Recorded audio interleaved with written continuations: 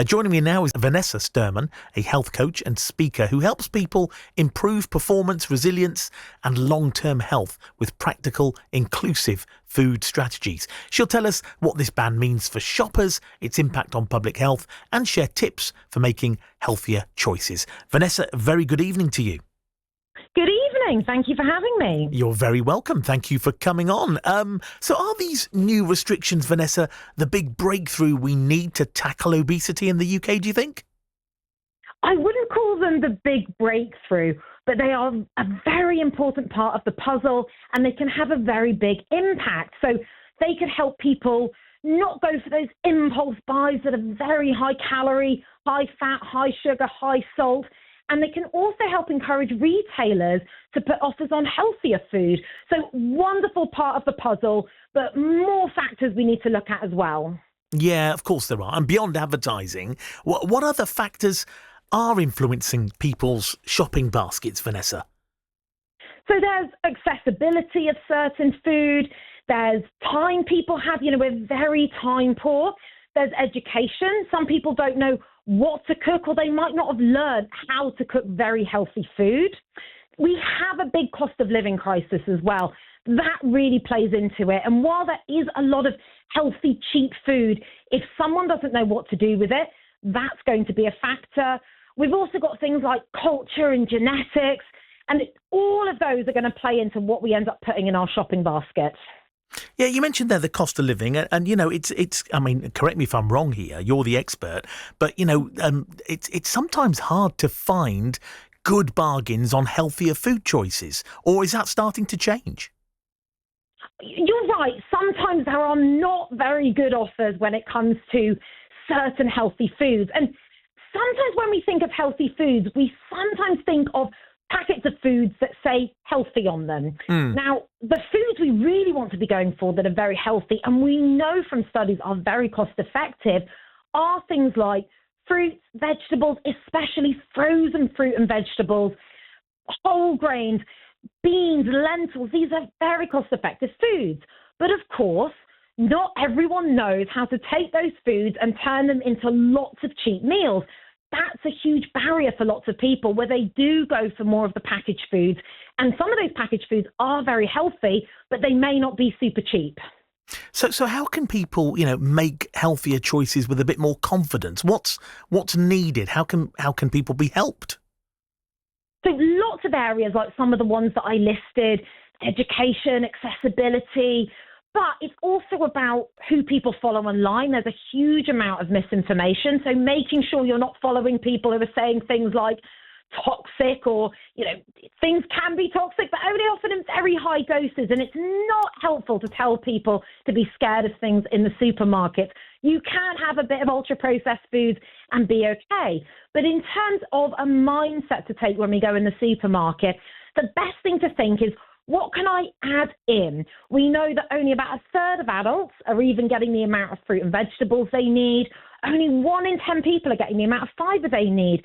That's another big part of making sure that we're tackling obesity. And this doesn't mean giving anything up, but a lot of people don't know these back to basics things, like I could just add more beans into my diet. I could put more fruit onto my breakfast. I could have a handful of nuts and seeds a day. So I advise getting back to some of those basics and progressing instead of worrying about being too perfect. Okay, that makes a lot of sense. Many South Asian families, Vanessa, they enjoy traditional foods that can be rich or fried. I'm one of these people, by the way. How can we keep those cultural dishes but make them healthier without kind of risking losing their flavour? Yes, and look, I like some fried foods as well. It's very, very tasty. When it comes to these cultural dishes, a lot of what makes the flavour are things like the herbs and spices, and we don't have to cut anything out completely. My advice is thinking about the really what we're putting on our main plate. So this is making sure we've got some really great vegetable curry dishes. We're maybe swapping out some of the meat for more lentils, beans and tofu. We know we want to reduce some of that meat and reduce our saturated fat. We could make those dishes bigger, use a bit less oil, make sure we're not using things like ghee, and being very, very careful of some of those amounts and making sure that's the food that's filling us up. And then when it comes to more of those fried snacks, have a bit of those, but don't rely on those to get you full. Rely on the main meal of some of those bits I've described to get you full. Then, if you want to make some of those fried snacks a bit healthier, I'd suggest make them the same way that you did, but maybe put them in the air fryer or the oven and just spray them with a little bit of oil, because that fatty taste is delicious, but we probably don't need them deep fried. And maybe save some of the deep fried stuff for, maybe when you're going out sometimes. But it's more about the balance we're having rather than giving anything up. It's great advice. Makes a lot of sense, Vanessa. In January, there's going to be restrictions on unhealthy food ads directed at children. But do you think there's more that the government should be doing? And if so, what, in your opinion, could they be doing?